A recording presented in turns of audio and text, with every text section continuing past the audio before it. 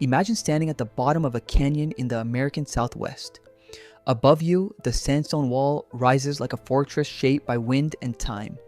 At first, the cliff seems empty, just a massive face of rock glowing red and gold in the desert light. But then your eyes adjust. In the shadow beneath the overhang, something impossible begins to appear. Doors, walls, towers, windows, an entire stone community built inside the cliff itself. Not a cave, not a ruin scattered across the ground, a real city suspended between earth and sky. For the Ancestral Puebloans, these were not strange monuments. They were homes. Families cooked here, slept here, stored food here, prayed here, raised children here, and watched the changing seasons from the ledges of stone. Every wall had a purpose. Every room belonged to a larger design. Every narrow passage, kiva, and lookout point formed part of a living system. So tonight, rather than asking only who these people were, we ask a different question. What was it actually like to live here? How did these cliff cities work? How were they built? How did people move, eat, gather, worship, and survive inside these breathtaking spaces carved into canyon walls? This is not simply the mystery of a vanished past. This is a journey into the architecture of everyday life, inside the cliff cities of the Ancestral Puebloans. The cliff cities were designed to be seen in a dramatic way. If you approached from below, the settlement would not reveal itself all at once. The canyon wall dominated your vision first. Only gradually would the structures emerge from shadow. Stacked rooms of stone, rounded towers, dark window openings, ladders, and narrow pathways tucked deep into the alcove. This visual effect must have been powerful even in its own time. The setting did more than impress. It shaped the city. Unlike towns built on flat ground, cliff cities had to fit within the natural curve of the rock shelter. The ceiling was the overhanging cliff itself. The back wall was living stone. The floor was uneven, sloping, and sometimes broken by natural ledges or pockets. So the builders did not impose a rigid grid. They adapted. They studied the alcove and built into it, allowing architecture and landscape to become inseparable. From below, the city may have looked compact, but once inside, it opened into a carefully organized world.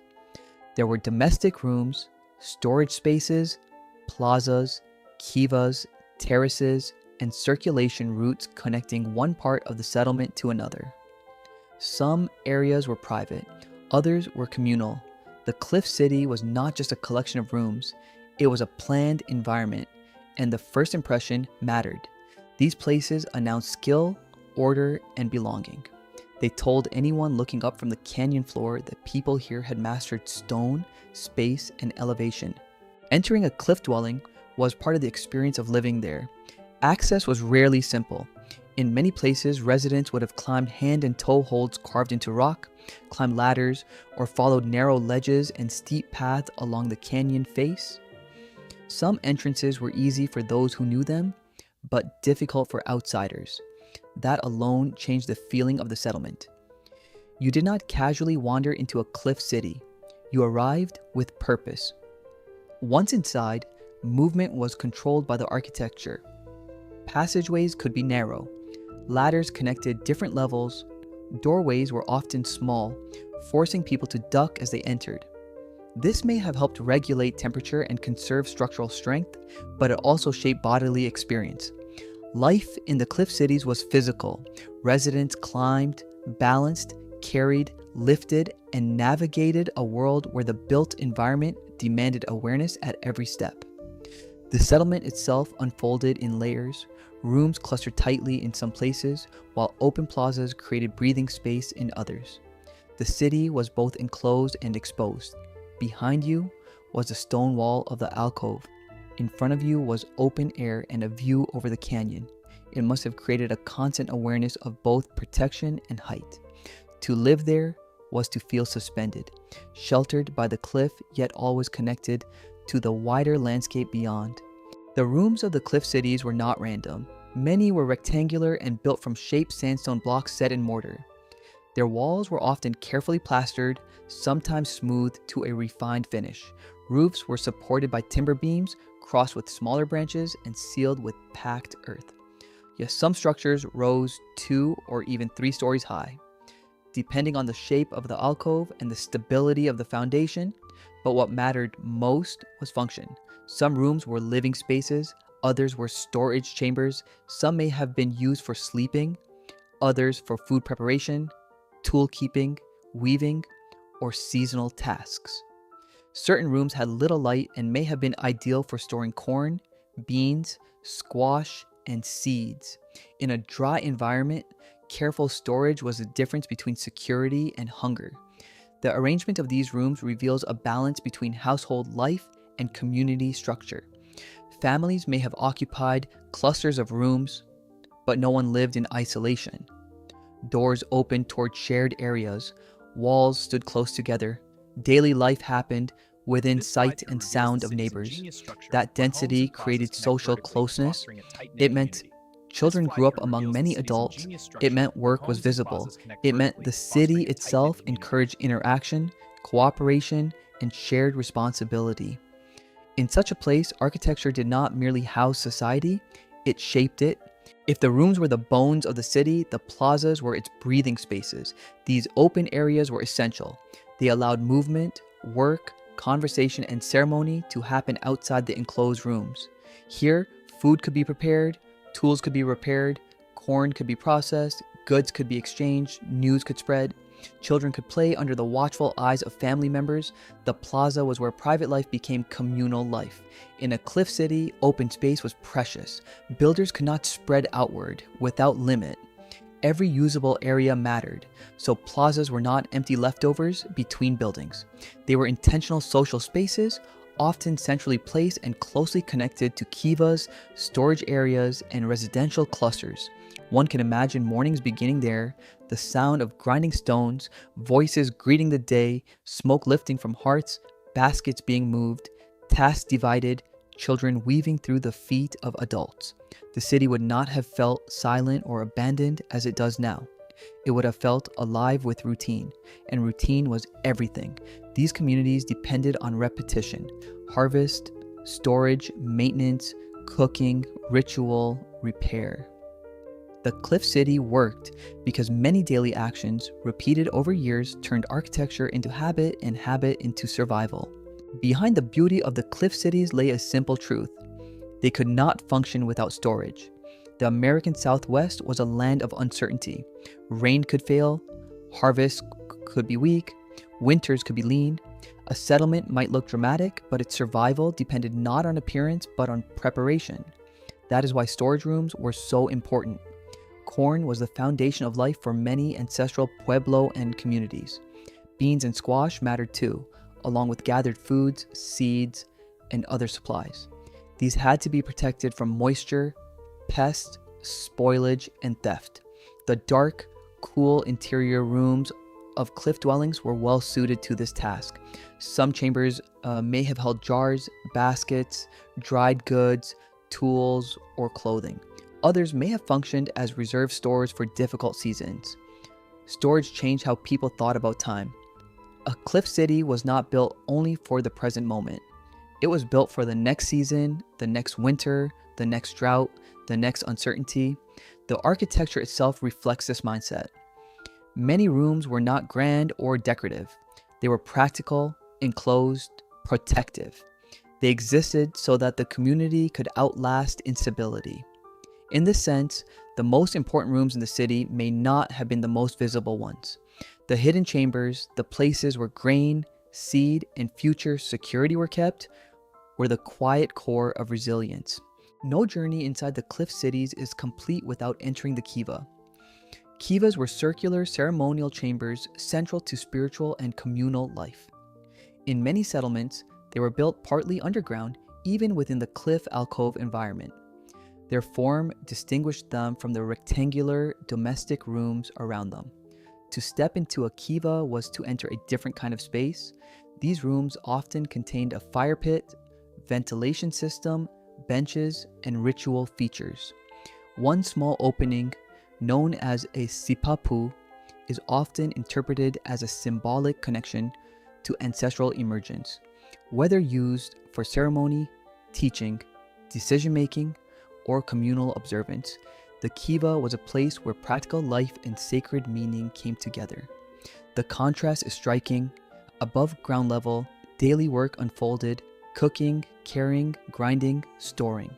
Below, or partly below, people entered a more inward world of ritual memory and spiritual order. The architecture reflects this dual structure of life. The city was not merely built to keep people alive.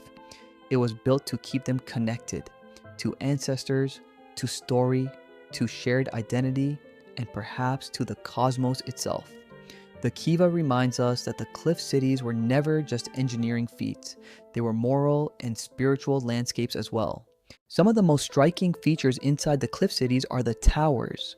Round towers rise among blocks of rectangular rooms, creating a visual rhythm that is both elegant and mysterious. Some may have served lookout purposes, some may have been used for storage or special activities, others may have held ceremonial significance. Their exact functions likely varied by settlement. Then there are the doorways. Many are small and carefully shaped, including the famous T-shaped openings found in some ancestral Puebloan architecture. These are more than practical gaps in a wall. They are part of a design language.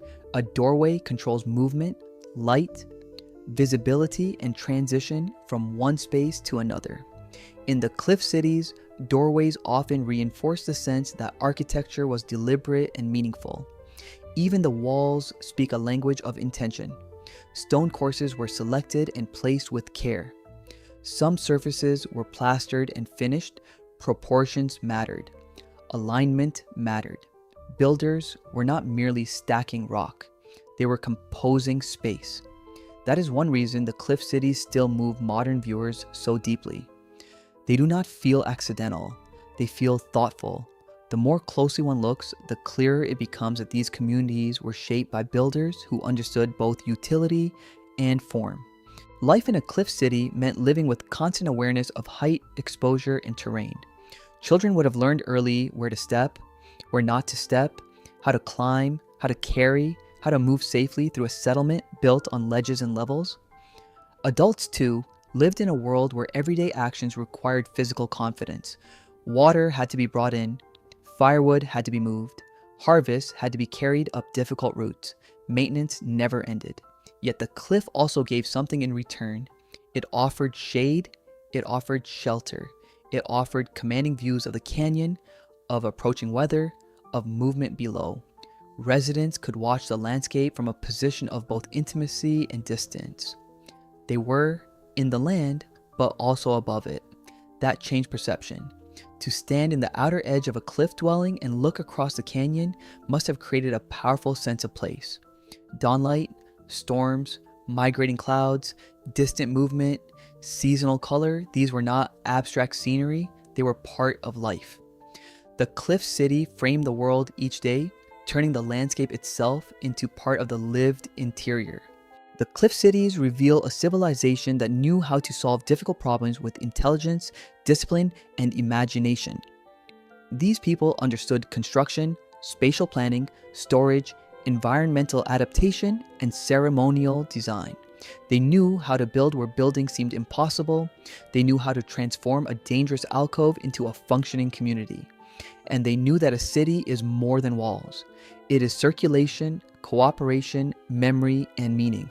That is why these places matter so much. They are not impressive merely because they are ancient. They are impressive because they were expertly made.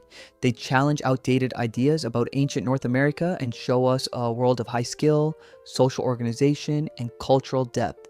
Inside these cliff cities, architecture was never just shelter. It was survival, it was structure, it was ceremony, it was identity. The sandstone walls may be quiet now, but they still preserve the outline of a human world that was once vibrant, crowded, disciplined, and alive.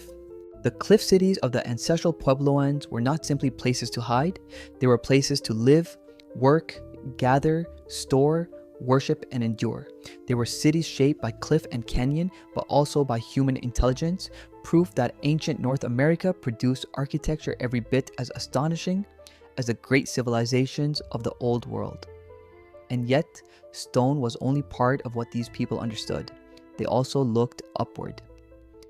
In the next episode, The Ancient Astronomers of North America, we will explore how ancient peoples across the continent observed the heavens, aligned sacred spaces with the movements of the sun, and turned the sky into a calendar of power and meaning.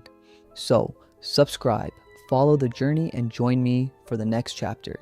Because the deeper we travel into ancient North America, the more extraordinary its forgotten worlds become.